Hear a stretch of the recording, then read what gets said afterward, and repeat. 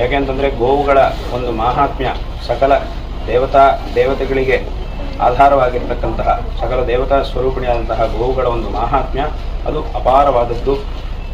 ವೇದಗಳಲ್ಲಿ, ಪುರಾಣಗಳಲ್ಲಿ, ಇತಿಹಾಸಾದಿಗಳಲ್ಲಿ ಗೋವುಗಳ ಮಾಹಾತ್ಮ್ಯವು ಅಪಾರವಾಗಿ ಪ್ರತಿಪಾದಿತವಾಗಿದೆ. ಮಹರ್ಷಿಗಳು ಮೊದಲಾದಂತಹ ಮಹಾಪುರುಷರೆಲ್ಲರೂ ಸಹ ಗೋವುಗಳ ಒಂದು ಸೇವೆಯನ್ನು ಮಾಡಿದ್ದಾರೆ, ಗೋ ಸಂರಕ್ಷಣೆಯನ್ನು ಮಾಡಿದ್ದಾರೆ. ಗೋವುಗಳ ಸೇವೆಯನ್ನು ಮಾಡಿ ದೊಡ್ಡ ದೊಡ್ಡ ರಾಜಮಹಾರಾಜರುಗಳು ಗೋವುಗಳ ಸೇವೆಯನ್ನು ಮಾಡಿ ಗೋದೇವತಾ ಅನುಗ್ರಹದಿಂದ ತಮ್ಮ ಅಭೀಷ್ಟಗಳನ್ನು ಪಡೆದಿರತಕ್ಕಂತಹ ವಿಷಯಗಳನ್ನು ನಾವು ಪುರಾಣ, ಇತಿಹಾಸ, ಕಾವ್ಯ ಮುಂತಾದ ನಮ್ಮ ವೈದಿಕ ವಾಂಗ್ಮಯದಿಂದ, ಸನಾತನ ಧರ್ಮ ವಾಂಗ್ಮಯದಿಂದ ತಿಳಿದುಕೊಳ್ಳುತ್ತಾರೆ. ಮತ್ತು ವಿಶೇಷವಾಗಿ ನಮ್ಮ ಸನಾತನ ಧರ್ಮದ ಉದ್ಧಾರಕರು, ಪರಮೇಶ್ವರನ ಅವತಾರಿಗಳು ಆದಿಶಂಕರ ಭಗವತ್ಪಾದಾಚಾರ್ಯರೂ ಸಹ ತಮ್ಮ ಗ್ರಂಥಗಳಲ್ಲಿ ಒಂದು ವಿಶಿಷ್ಟವಾದಂತಹ ಪ್ರಕರಣ ಗ್ರಂಥವಾಗಿರ್ತಕ್ಕಂತಹ ಪ್ರಶ್ನೋತ್ತರ ರತ್ನಮಾಲಿಕಾ ಅನ್ನುವಂತಹ ಗ್ರಂಥದಲ್ಲಿ ಒಂದು ಪ್ರಶ್ನೆಯನ್ನು ಕೇಳಿ ಅದಕ್ಕೆ ಅವರು ಉತ್ತರವನ್ನು ಕೊಡ್ತಾರೆ. ಒಂದು ಪ್ರಶ್ನೆಯನ್ನು ಸಹ ಅವರೇ ಕೇಳಿ ಈ ಪ್ರಶ್ನೆಗೆ ಯಾವುದು ಸರಿಯಾದಂತಹ ಉತ್ತರ ಅನ್ನೋದನ್ನು ಸಹ ಅವರೇ ನಮಗೆ ಅದೇನು ಅಂತ ಕೇಳಿದರೆ, ಒಂದು ಪ್ರಶ್ನೆ ಮಾತಾಚಕ ಅಂತ ಪ್ರಶ್ನೆ. ಮಾತೆಯು ಯಾರು, ತಾಯಿಯು ಯಾರು ಅಂತ ಆ ಪ್ರಶ್ನೆಗೆ ಅರ್ಥ. ಅದಕ್ಕೆ ಉತ್ತರವನ್ನು ಶಂಕರರೇ ನಂತರ ಧೇನು ಅಂತ ಹೇಳಿದ್ದಾರೆ.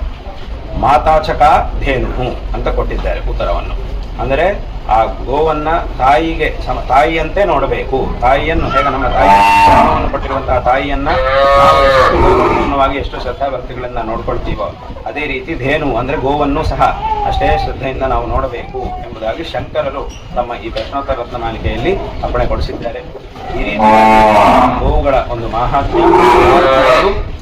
ಅದರಿಂದಲೇ ಇಡೀ ಜಗತ್ತಿನಲ್ಲಿ ಯಾವುದಾದ್ರೂ ಒಂದು ಪ್ರಾಣಿಗೆ ನಾವು ತಾಯಿ ಅಂತ ಹೇಳ್ತೀವಿ ಅಂತಂದರೆ ಅದು ಗೋವಿನ.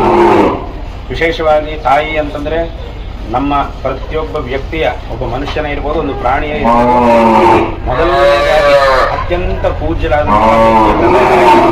ಅಂತಹ ತಾಯಿಯನ್ನು ಮಾತಾ ಎಂಬುದಾಗಿ ಸಂಸ್ಕೃತ ಭಾಷೆಯಲ್ಲಿ ನಾವು ಹೇಳ್ತೀವಿ. ಅದನ್ನೇ ಬೇರೆ ನಾವು ಹೇಳ್ತೀವಿ. ಅಂತಹ ಅತ್ಯಂತ ಗೌರವನೀಯಳಾದಂತಹ ತಾಯಿಗೆ, ಎಲ್ಲರಿಗಿಂತಲೂ ಅಧಿಕವಾಗಿ ಗೌರವನೀಯಳಾಗಿರ್ತಕ್ಕಂತಹ ತಾಯಿಗೆ ಯಾವ ಶಬ್ದದಿಂದ ನಾವು ಕರೆಯುತ್ತೀವೋ ಅಂತಹ ಶಬ್ದವನ್ನು ತಾಯಿಯ ನಂತರ ಪುನಃ ನಾವು ಕರೆಯುವುದು ಅಂತಂದರೆ ಗೋವುಗಳಿಗೆ. ತಾಯಿಗೆ ಉಪಯೋಗ ಮಾಡುವಂತಹ ಶಬ್ದವನ್ನ ನಾವು ಗೋವಿಗೆ ಉಪಯೋಗ ಮಾಡ್ತಾ ಇದ್ದೀವಿ, ಮಾತಾ ಎಂಬುದಾಗಿ ಹೇಳ್ತಾ ಇದ್ದೀವಿ ಅಂತಂದ್ರೆ ಅದೇ ಶಂಕರರು ಸಹ ಅದನ್ನೇ ಹೇಳಿದ್ದಾರೆ. ಮಾತಾಚಕ ಧೇನು ಎಂಬುದಾಗಿ ಅವರು ಹೇಳಿದ್ದಾರೆ.